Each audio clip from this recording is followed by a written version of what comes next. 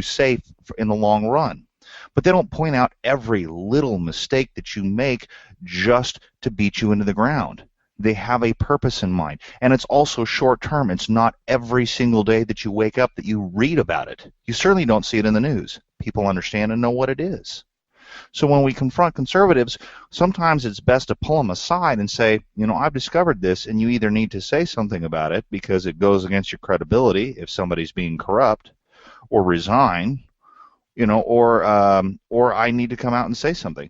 But if it's petty stuff like what the article from National Review was talking about, that stuff needs to be kept behind the scenes. It doesn't help anybody. In fact, it would turn me off to conservative people because they'd be like, why would I want to be involved in that? Why would I care? I would just get beat up by my people that are supposed to help me.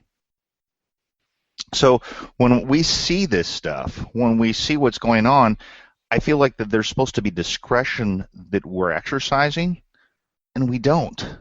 And that's frustrating. Here's one thing that I wanted to get to last week, and I didn't, and I think it plays into what we're talking about. We talked about Matt Lewis in the podcast last week, and this statement comes from that podcast, and I thought this was very interesting. I really meant to go into it before. Matt has a new book coming out soon about smart conservatism and dumb conservatism, and whatever you think of Matt Lewis, whatever you think of that, this is a question that I think needs answering. The way it was phrased in this discussion was that it seems a lot these days as though the measure of one's conservatism is how angry one is. And that if you are more angry, people will ascribe to you the quality of being more conservative. You look like you're fighting and you're taking it to the left or whatever. And someone who's not using those types of weapons, I suppose, or doing other things in a different way, much like what we're doing here with internal memos to our guys, they're not as conservative because they're not as provably angry. I wanted to throw that out and see if everybody resonated with that as much as I did. Well, I mean, I think the thing that really annoys me about this is that there's this idea that because one doesn't call Obama Obummer and be constantly screaming invectives at the left, that we're not angry. Like, I'm angry about the situation in New Jersey. I'm angry about the left and how high the taxes are here. I'm angry about the all of the unemployment. I'm angry about the way that government is screwing us. But I don't have to shout that every 5 seconds because it doesn't help. Who's it bringing to my side to say, all this stuff is terrible and I hate it? Who does that bring to my side except just the same people who are yelling and screaming with me? That's the problem.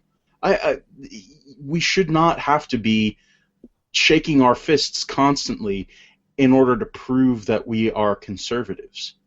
Well, and again, that circles back to Geraghty's question, why are you here? Are you engaging, are you a self-professed conservative, following conservative news topics and commenting on these things just as a means of catharsis? Are you just trying to express your anger and dump it out on other people? Is it just so that you can feel like you're not alone and you're not the only one who feels this way or sees these things or is concerned about what is happening? That's okay if that's what you're here for. Be there for that. There are other places where that's the purpose. What I'm here for is to grow the conservative movement, and that means that I've done my catharsis. I know that I'm not alone, and I'm on step 2 of getting together with like-minded individuals and moving forward with an optimistic view of the kind of future that we think we can make, and that means that we don't just focus on pointing out the bad things. It means that we focus on looking at the good things that people do that are imperfect teammates, rather than just pointing out the bad things that our teammates are doing. Yes, we have to do that to try to get them to be better, but a more effective way to encourage our teammates to improve their performance is to praise them for the good things that they're doing and to encourage them to do the right thing. Instead of just saying, no, don't do that, like Peter's going to be learning with his puppy, you say, no, don't do that, but you also have to, at the same time, say, here, do this instead. That's much more effective way of training the stupid puppy that is your politician. Here, do this instead. They have short attention spans, and you distract them from the bad thing that they're doing by saying, here's the good thing I want you to do. And I'm not sure that we have enough people in our movement or our orbit that are ready for that yet. Because they still want to be angry, complaining. Well, I think that's where we start to begin the transition process. People are angry and they're frustrated, and part of that frustration is derived from the fact that they don't see movement in the direction that they desire, and which I admit, it is frustrating. You look at what's going on, you're like, what are you doing? No, you're screwing it up, and I'm just talking about my puppy. Don't go on the floor, or am I talking about the government? Either way, it's about the same, and I got to clean it up. So when you have that frustration, you need to give them an outlet, and we really are. Here's the outlet. Oh, you got to vote in the elections. Well, if that's the only outlet that you have, and everything that we do revolves around that, nobody else is offering any other positive solutions. And what I find fascinating is people want a Reagan.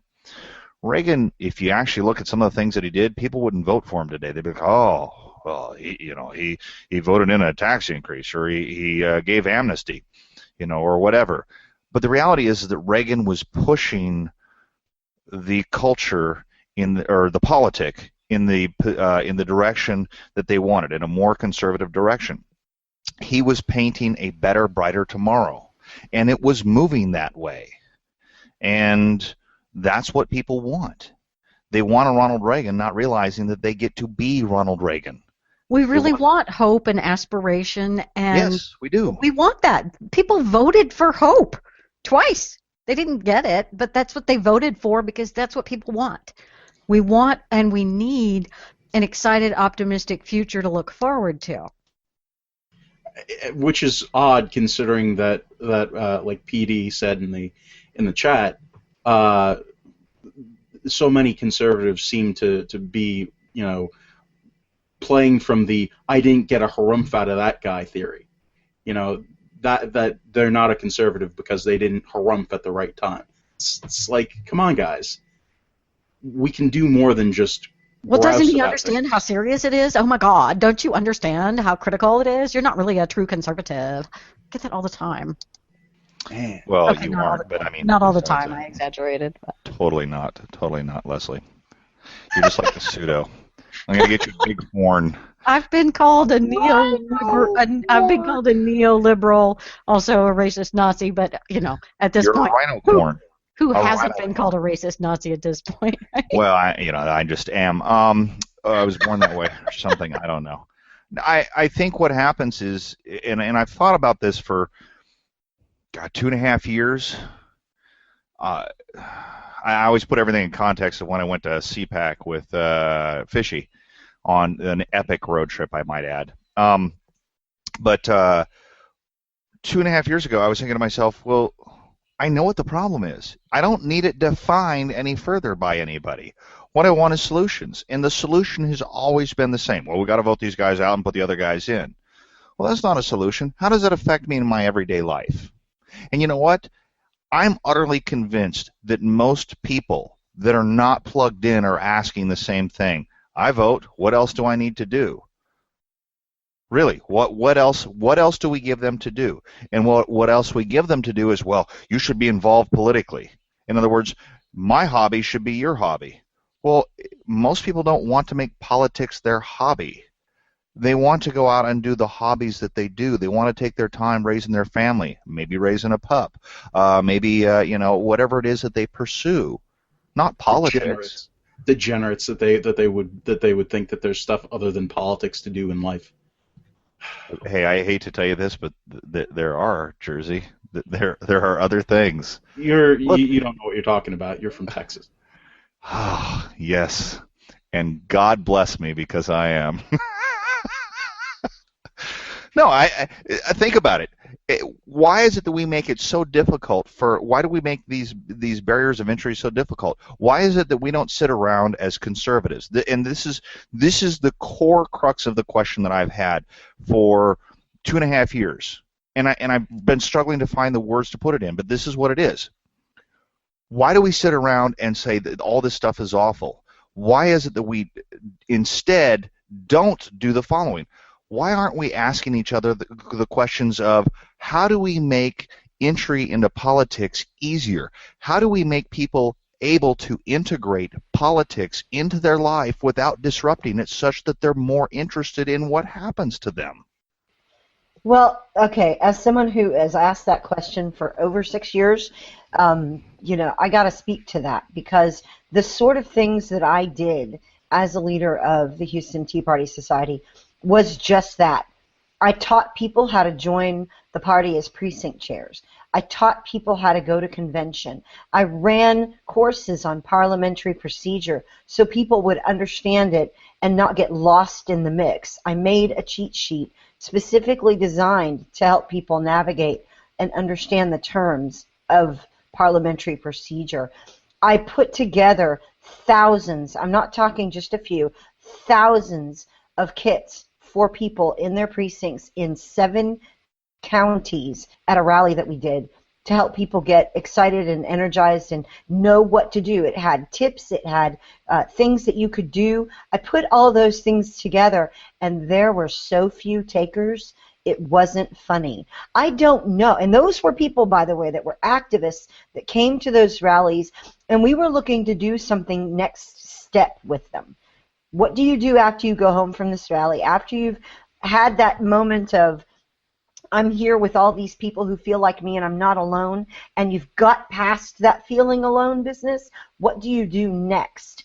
And that was what we gave them. We had it in again, thousands of these for people to take home and with contact information so they could get back in touch with us. We did all of that. We prepped for weeks for this.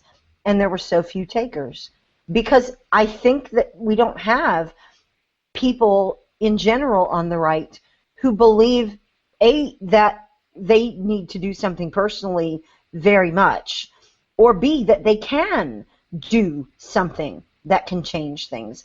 There's so much that it feels kind of like spitting into the wind, I guess, about the whole thing, that you're not really achieving anything. We have hard-won victories that our side isn't even taking credit for, or at least accepting as victories, but there's always going to be something more to do. And government is so vast, and there's so many things that are imposing on our liberty, crapping up our liberty, that a lot of people don't know where to start, and hopelessness is bred by the idea that there's nothing you can do. Well, we've been here for a year plus now, telling people that there is indeed something you can do. And one of those things is get better at what you do. If you're online, be better at it. If you're in meetings, be better at it. If you're walking blocks, be better at it. The conservative value is continually improving yourself and becoming better, and that alone is something people can do, whether it's understanding a new concept, we talk about plenty of those here, whether it's getting yourself into a position of sharing good information. We've done a whole resource list. We're about to release a new updated version of it, of pieces that are really thoughtful and insightful that people can learn from and grow from and get some new information, new perspectives. We've been putting those tools in people's hands, making them available, and people need to maybe redefine their idea of what can you do. we need to have really good, informed, and disciplined people on our side, and that's what we're all after here, trying to make the movement better.